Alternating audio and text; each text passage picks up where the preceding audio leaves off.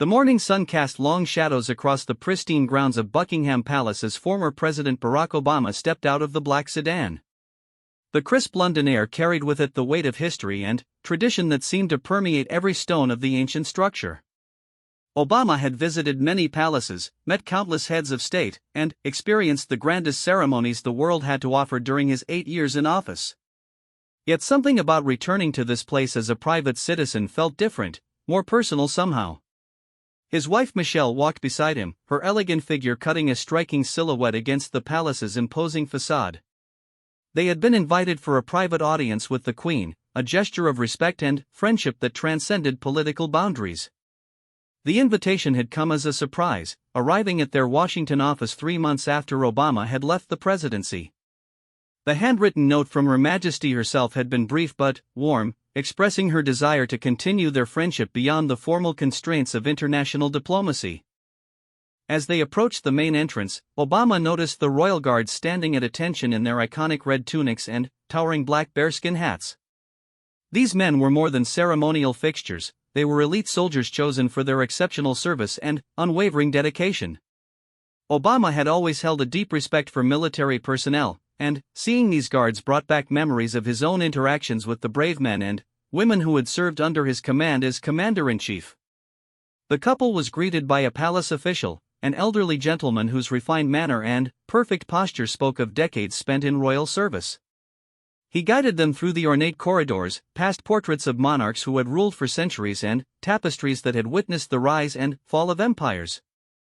The weight of history was palpable in every step they took across the marble floors. "The Queen is particularly looking forward to seeing you both again," the official mentioned as they walked. "She speaks often of your previous visits and the conversations you shared." Obama smiled at this, remembering the warmth and wisdom of the monarch who had guided her nation through some of its most challenging times. Despite the formal protocols that governed royal interactions, he and the Queen had developed a genuine connection built on mutual respect and shared experiences in leadership. As they entered the blue drawing room, Obama's attention was drawn to the windows overlooking the palace gardens. The view was spectacular, with perfectly manicured lawns stretching toward ancient trees that had stood sentinel for generations. But it was movement near the garden entrance that caught his eye. One of the royal guards was speaking with a young boy who appeared to have wandered away from a tour group. The scene unfolding below was remarkable in its tenderness. The guard, still maintaining his formal posture, had somehow managed to convey warmth and reassurance to the lost child. Even from this distance, Obama could see the boy's fear transforming into wonder as the guard spoke to him. There was something extraordinary about the way this soldier, bound by centuries of protocol and tradition, was able to connect with a frightened child while never breaking his professional demeanor. "Fascinating, aren't they?" came a familiar voice from behind. Obama turned to see the Queen entering the room, her presence commanding yet gracious as always. "The guards, I mean. People see them as mere ceremonial figures, but each one has a story that would surprise you." Her eyes twinkled with the kind of knowing look that suggested she was about to share something special. Michelle curtsied gracefully while Obama offered a respectful bow. The Queen gestured for them to sit in the comfortable chairs arranged around a small table where tea service had been prepared. As they settled in, Obama found his gaze drawn back to the window and the guard who was now walking the young boy back toward what appeared to be his family. "That particular guard has quite a story," the Queen continued, noticing Obama's interest. "Sergeant James Crawford.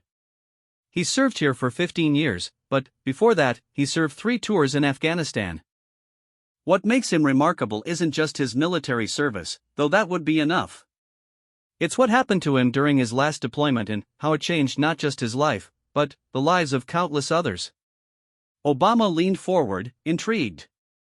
Throughout his presidency, he had met thousands of veterans, each carrying their own stories of service and sacrifice. But something in the Queen's tone suggested this story was particularly significant. "You see," the Queen continued, "Sergeant Crawford wasn't always the composed, confident man you see today. When he first returned from Afghanistan, he was struggling terribly.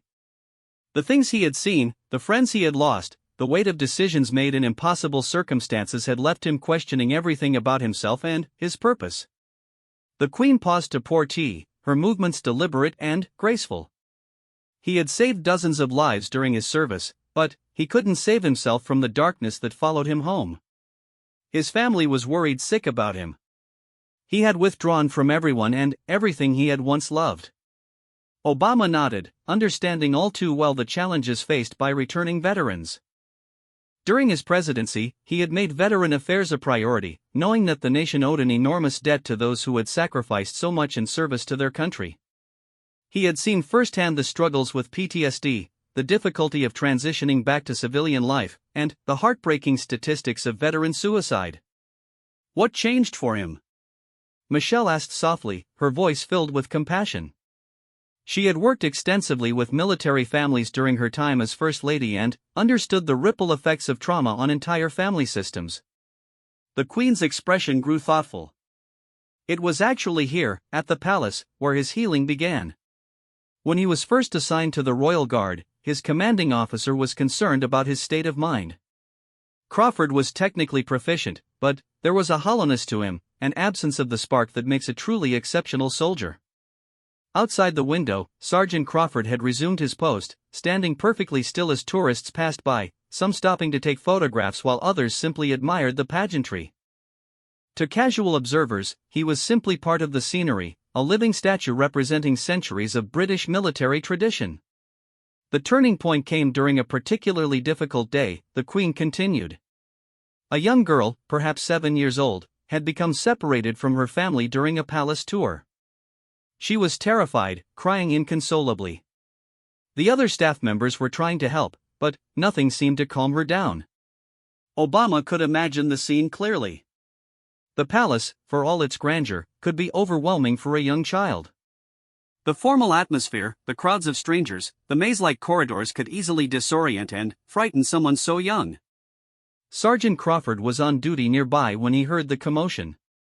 Now, you must understand, the guards are trained to maintain their positions regardless of what happens around them. They're not supposed to break protocol for anything short of a genuine emergency.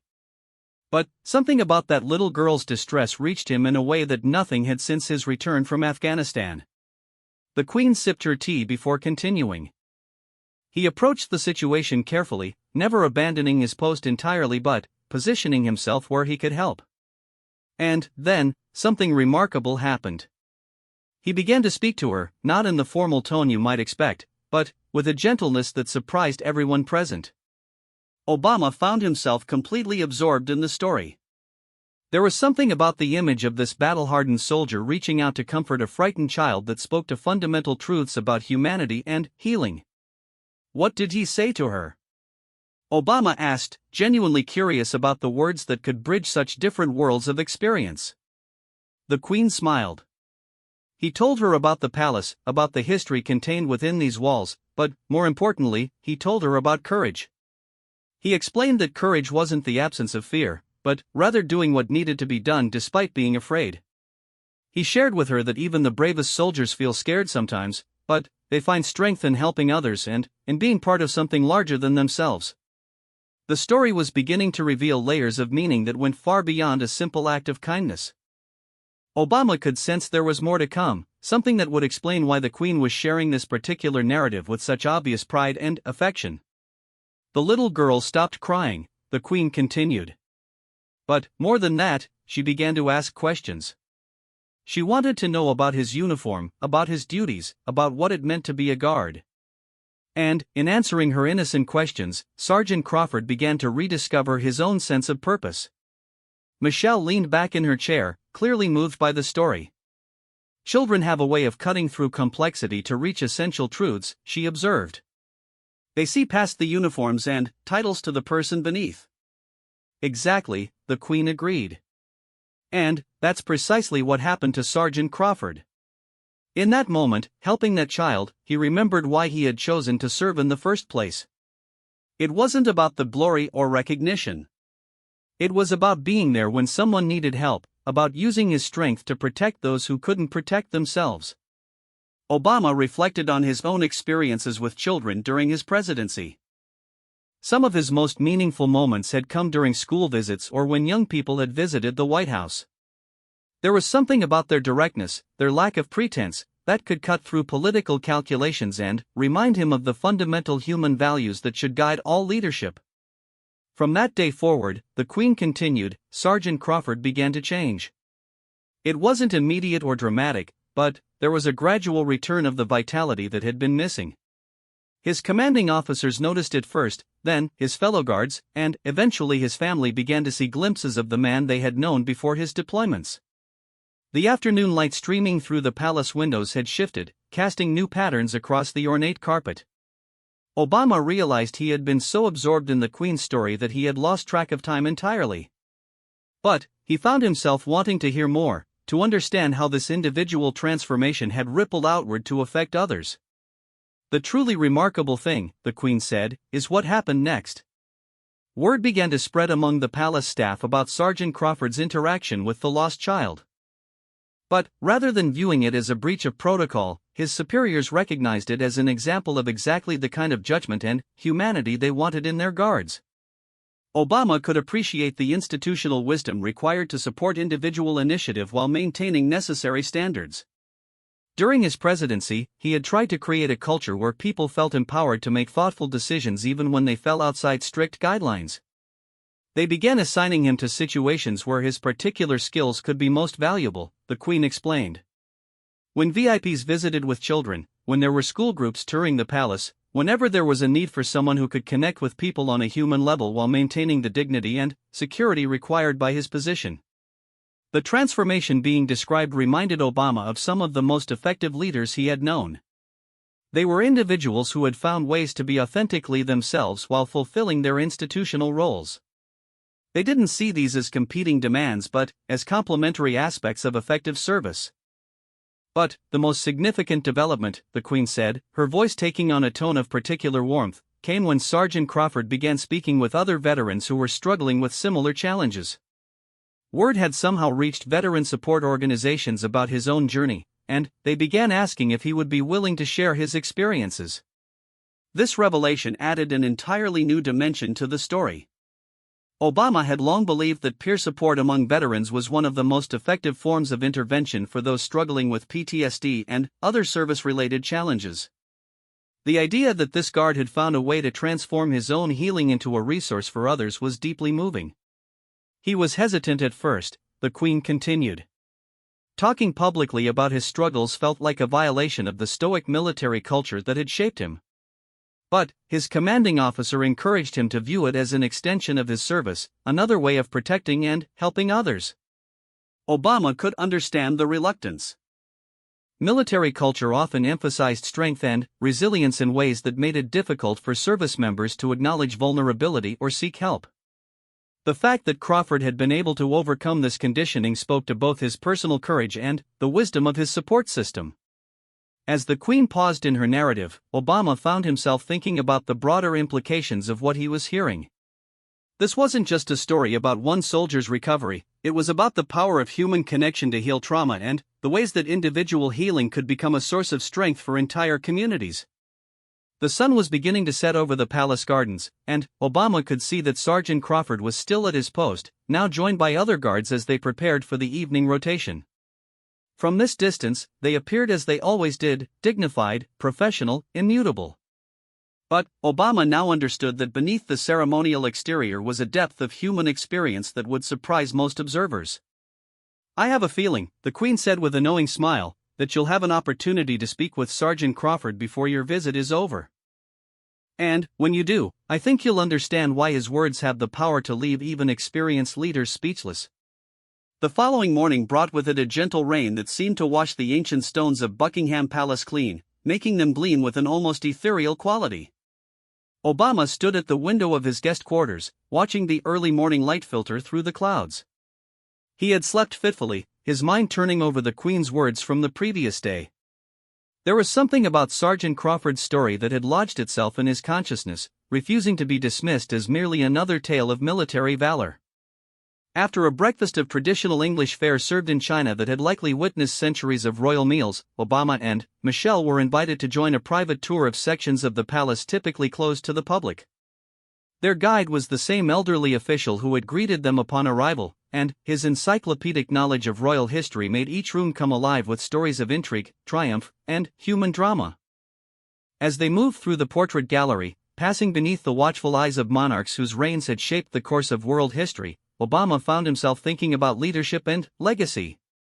Each painted face represented decades of decisions made under enormous pressure, choices that had affected millions of lives. He wondered what these long-dead rulers would think of the modern world, of the challenges facing contemporary leaders. "The weight of responsibility never truly leaves you, does it?" the Queen remarked, appearing beside him as he studied a portrait of Queen Victoria. It was as if she had read his thoughts, understanding the particular burden carried by those who had held ultimate authority. "No, it doesn't," Obama replied thoughtfully. "Even after leaving office, you continue to feel accountable for the consequences of decisions made years ago. I imagine it's even more intense for someone who serves for as long as you have." The Queen nodded, her expression reflecting decades of experience in navigating the complexities of constitutional monarchy. "The key," she said quietly, "is remembering that leadership is ultimately about service to others. When personal ego or ambition becomes the driving force, that's when real damage is done." Their conversation was interrupted by a discreet cough from their guide. "Your Majesty, if I may, there's been a small situation in the courtyard. One of the guards has requested permission to address you briefly. It's rather unusual, but, given the circumstances." Obama saw the Queen's eyebrows raise slightly in surprise. Requests from guards to speak with the monarch were indeed unusual and, typically only occurred in cases of significant security concerns or other urgent matters. "Which guard?" she asked, though something in her expression suggested she already suspected the answer. "Sergeant Crawford, Your Majesty. He mentioned that it concerns the conversation you had yesterday with your guests." A knowing smile crossed the Queen's face. "Ah, I see. Well, I did mention that Mr. Obama might have an opportunity to speak with Sergeant Crawford. Perhaps sooner than expected." She turned to Obama and Michelle. "Would you mind if we stepped outside? I have a feeling this might be exactly what I was hoping would happen." They made their way through the palace corridors toward one of the private courtyards, a space typically reserved for official ceremonies and private royal functions. The rain had stopped, leaving the air fresh and clean. As they emerged into the courtyard, Obama saw Sergeant Crawford standing at attention near the center of the space. Even from a distance, there was something compelling about his bearing, a quality that went beyond mere military precision. As they approached, Crawford snapped to an even more formal position of attention. The Queen gestured for him to relax his stance, though he remained impressively upright. Up close, Obama could see the details that distance had obscured, the weathered lines around Crawford's eyes that spoke of experiences beyond his years, the small scar on his left temple that suggested combat experience, and, most notably, an intensity in his gaze that was both piercing and compassionate. "Sergeant Crawford," the Queen said warmly, "I believe you wanted to speak with us?" "Yes, Your Majesty. Thank you for allowing this breach of protocol. I wanted to address Mr. Obama directly, if I may." His voice carried the crisp accent of someone from northern England, but there was something else in his tone, a quality that immediately commanded attention. Obama stepped forward, extending his hand. "Please, call me Barack. And, no protocol is being breached here." "I'm honored to meet you." Crawford accepted the handshake, his grip firm but not aggressive. "Sir, I heard from my commanding officer that Her Majesty shared some details about my journey yesterday. I wanted to speak with you because your presidency meant something specific to me during my darkest time, and I thought you should know about it." Obama was intrigued but also slightly apprehensive. He had learned during his years in office that personal encounters with citizens could be deeply moving but also unpredictable. People often projected onto political figures emotions and meanings that went far beyond anything the politician had actually intended. "I'd be honored to hear what you have to say," Obama replied, meaning it sincerely. Crawford looked around the courtyard briefly, as if gathering his thoughts or perhaps checking to ensure they wouldn't be overheard. "When I returned from my third deployment in Afghanistan, I was in a very dark place. The things I had seen, the friends I had lost, the impossible choices we had to make every day had left me questioning everything I believed about service, duty, and whether any of it had meaning. Obama nodded, his expression conveying both understanding and encouragement for Crawford to continue. Michelle stood quietly beside him, her face reflecting the kind of compassionate attention she had always shown when meeting with military families. I had saved lives during my deployments, Crawford continued, but I had also taken lives. The complexity of modern warfare means that sometimes the line between hero and villain gets blurred in ways that civilian minds can't easily comprehend. I was struggling with survivor's guilt, with moral injury, with the question of whether the sacrifices we made actually accomplished anything meaningful. The raw honesty in Crawford's voice was striking. Obama had heard similar struggles expressed by other veterans, but there was something in this man's ability to articulate these complex emotions that suggested unusual depth of self-reflection. The veteran support systems available were helpful to a degree, Crawford went on, but they couldn't address the fundamental crisis of meaning I was experiencing. I wasn't just dealing with trauma, I was dealing with a complete loss of faith in the possibility that individual actions could create positive change in the world. Obama found himself leaning forward slightly, drawn in by Crawford's narrative. The sergeant's struggle resonated with his own moments of doubt during his presidency, times when the complexity of global challenges had made him question whether any single person could truly make a difference. It was during this period, Crawford said, that I came across a speech you gave to veterans in 2015. You were addressing a group at Walter Reed, and you spoke about the concept of moral courage. Do you remember that speech? Obama did remember it, though the specific details were hazy. He had given hundreds of speeches to veteran groups during his presidency, each one an attempt to honor their service while acknowledging the very real challenges they faced upon returning home. You said something that day that cut through all the fog I was living in, Crawford continued. You talked about how true courage wasn't the absence of fear or doubt, but the decision to act in service of others despite feeling uncertain about the outcome. You said that meaning comes not from having all the answers, but from being willing to show up and do the work even when the path forward isn't clear. Obama felt a stirring of recognition. Those themes had indeed been central to his approach to leadership, born from his own struggles with doubt and uncertainty in the face of overwhelming challenges. But what really reached me, Crawford said, his voice becoming more intense, was when you talked about how every small act of kindness, every moment of connection between human beings, every choice to help rather than harm, ripples outward in ways we can't always see or measure. You said that the true test of a life isn't whether you solve all the world's problems, but whether you make the small corner of the world you touch a little bit better. The Queen watched this exchange with obvious fascination, her eyes moving between Crawford and Obama as if she were witnessing something significant unfold. Those words, Crawford continued, gave me permission to find meaning in smaller acts of service. Instead of being overwhelmed by my inability to stop war or end suffering on a global scale, I could focus on being present for the person right in front of me who needed help. Obama was beginning to understand why the Queen had been so eager for this meeting to occur. Crawford wasn't just sharing a personal story, he was demonstrating a kind of moral clarity that was both impressive and inspiring. When I was assigned to the Royal Guard, Crawford said, I initially saw it as a step down from combat service. How could standing still and looking ceremonial compare to the intensity and importance of active military operations? But your words helped me understand that every interaction, no matter how brief or seemingly insignificant, was an opportunity to embody the values I had sworn to protect. Michelle spoke for the first time since the conversation had begun. Can you give us an example of what that looks like in practice? Crawford's expression softened slightly. Last month, an elderly woman collapsed near the palace gates. She was visiting from Scotland, had traveled here specifically to see the changing of the guard because her late husband had served in the same regiment decades ago. When she fell, the crowd around her initially backed away, unsure of what to do. Obama could visualize the scene, a moment of crisis in a public space where everyone assumes someone else will take responsibility. My training told me to maintain my position and let the appropriate authorities handle the situation. But everything I had learned about moral courage told me that sometimes training has to give way to basic human decency. I broke formation, went to her aid, and stayed with her until medical help arrived. What happened then? Obama asked, genuinely curious about the institutional response to Crawford's decision. "That's where it gets interesting," Crawford replied with a slight smile. "Instead of being reprimanded for breaking protocol, I was commended for demonstrating exactly the kind of judgment and humanity that the Royal Guard is supposed to represent.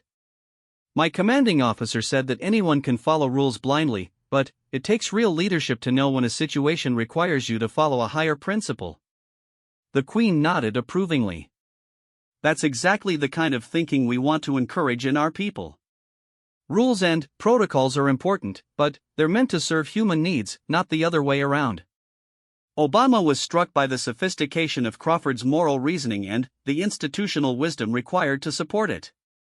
Too many organizations, he knew, would have prioritized rule following over human compassion, missing the deeper purpose their rules were meant to serve. "But here's what I really wanted to tell you," Crawford said, his voice taking on an even more serious tone. "That speech of yours didn't just change my perspective on service. It started a chain reaction that's affected dozens of other veterans."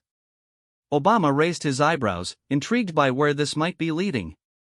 "When I began speaking at veteran support meetings, sharing my experience of finding meaning in small acts of service, other veterans started approaching me with their own stories. Men and women who had been struggling with the same questions I had faced, who had been paralyzed by the gap between their desire to make a difference and their sense that the problems they cared about were too big for individual action to matter." Crawford paused, looking directly at Obama with an intensity that was almost unsettling. "Your words, filtered through my experience and shared in dozens of conversations over the past 2 years, have helped create a network of veterans who are finding new ways to serve their communities.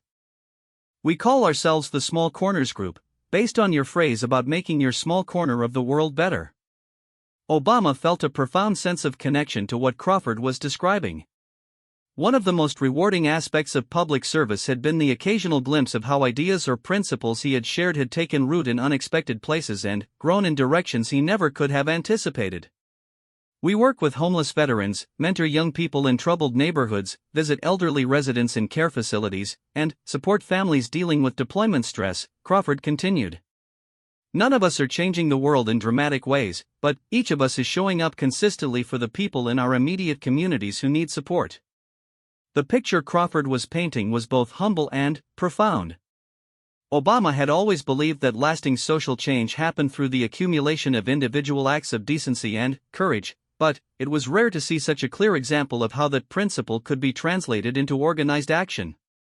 "The most remarkable thing," Crawford said, "is how this approach has helped all of us deal with our own struggles with PTSD, survivor guilt, and loss of purpose. When you're focused on being useful to others, when you're seeing concrete evidence that your presence makes a difference in someone's life, it becomes much easier to find reasons to keep going on the difficult days." Obama was deeply moved by what he was hearing, but he was also curious about something. "How has your military leadership responded to your involvement in this kind of civilian community work?" "That's actually one of the most surprising developments," Crawford replied. "Rather than seeing it as a distraction from military duties, they've begun to view it as an extension of military service. Some of my fellow guards have joined the group, and our commanding officers have started incorporating our community engagement activities into official military community outreach programs." The Queen looked particularly pleased by this development. "It's exactly the kind of evolution we hope to see in military culture. Service shouldn't end when someone leaves active duty, and it shouldn't be limited to traditionally military functions." Obama found himself thinking about the broader implications of what Crawford was describing. Military veterans possess skills, discipline, and experience that could be tremendous assets to civilian communities, but too often the transition from military to civilian life was viewed as a complete break rather than a continuation of service in a different form. "I have to ask," Obama said, "what made you decide to share this with me today? I'm honored that you did, but I'm curious about your motivation." Crawford's expression became even more serious. "Because I wanted you to understand the real impact your words can have, even when you don't see it directly. During your presidency, you gave thousands of speeches, met with millions of people, made countless decisions that affected lives in ways both obvious and subtle. But you may never know about the veteran in Northern England who heard your words at exactly the moment he needed them, who used those words to rebuild his life and, then, shared that rebuilding with dozens of others. The weight of Crawford's words settled over the courtyard like a physical presence. Obama had always understood intellectually that public service created ripple effects beyond what any individual could track or measure, but Crawford was offering him something rare, a concrete example of how abstract principles had translated into tangible change in people's lives. The reason I wanted to tell you this story, Crawford continued, is that leadership can feel isolating and thankless. You make decisions based on your best judgment, you try to live up to your principles, you attempt to serve something larger than yourself, but you often don't get to see the full consequences of your choices. I wanted you to know that at least in this one case, your choice to speak honestly about moral courage and finding meaning in service created a chain of positive impact that's still growing. Michelle wiped away a tear that had formed at the corner of her eye. Obama himself felt deeply moved, not just by Crawford's story but by the generosity of spirit that had motivated him to share it. The afternoon sun had begun to break through the clouds, casting dramatic shadows across the courtyard. In the distance, other guards were visible at their posts, maintaining the tradition and discipline that had protected British royalty for centuries. But Obama now saw them differently, understanding that beneath the ceremonial uniforms were individuals with their own stories of service, sacrifice, and the ongoing search for meaning in a complex world. As Crawford finished speaking, a profound silence settled over the courtyard. Obama stood quietly for several moments, processing not just the words he had heard but the deeper implications of what had been shared. The idea that a speech he had given years earlier, in what had felt like another lifetime, was still creating positive change in ways he never could have imagined was both humbling and profoundly moving. "Sergeant Crawford," Obama finally said, his voice carrying a weight of emotion that surprised even himself, "I need to thank you for sharing this with me. But, more than that, I need you to understand something important. The impact you're describing didn't happen because of anything special about my words. It happened because you had the courage to listen, to internalize a message that resonated with your own values, and, then, to act on it in ways that served others." Crawford remained at attention, but his expression suggested he was listening intently to every word. "The small corners group you described, the veterans you're helping, the communities you're serving, that's your accomplishment, your choice to transform personal struggle into collective healing. I may have provided a spark, but you built the fire." The Queen watched this exchange with obvious satisfaction, as if seeing something she had hoped would occur finally, coming to fruition. The morning light continued to shift across the courtyard, creating an almost theatrical backdrop for what was becoming an unexpectedly profound conversation. "If I may, sir," Crawford said respectfully, "I think you're understating the importance of what leaders say and how they say it. In my experience, people in crisis are desperately searching for permission to hope, for someone they respect to tell them that their struggles have meaning and that their efforts to rebuild can make a difference." Obama nodded thoughtfully. "That's an interesting way to put it, permission to hope. I've never thought about it in exactly those terms, but you're right that one of the responsibilities of leadership is helping people see possibility even in dark circumstances." "Exactly," Crawford continued, his voice gaining strength. "When you spoke to that group at Walter Reed, you weren't just giving a motivational speech. You were offering a framework for understanding how individual action connects to larger purpose. For someone who was drowning in meaninglessness, that framework was literally life-saving." Michelle stepped closer to the conversation. "James, may I call you James? What you're describing reminds me of something we saw repeatedly during our time in the White House. People often told us that what mattered most wasn't specific policies or programs, but feeling seen and understood in their struggles." Crawford's expression softened as he turned toward Michelle. "That's exactly right, Mrs. Obama. The power of witnessing, of having someone acknowledge that your experience is real and valid and important, that can be transformative even when no concrete assistance is offered." Obama found himself reflecting on the countless interactions he had had with citizens during his presidency. At the time, many of those conversations had felt routine, part of the necessary but sometimes overwhelming schedule of public appearances and ceremonial functions. Crawford's story was helping him understand that some of those routine interactions might have carried weight and meaning he had never recognized. "Can you tell me more about the Small Corners Group?" Obama asked. I'm fascinated by how you've translated this philosophical approach into practical action. Crawford's posture relaxed slightly, though he maintained his essential military bearing. We meet monthly at different locations around the country. Sometimes it's at a veterans center, sometimes at a community center, occasionally at someone's home. The format is deliberately informal. We share stories about our service experiences, discuss challenges we're facing in civilian life, and, most importantly, we identify specific ways we can be useful in our local communities. How do you decide what projects to take on?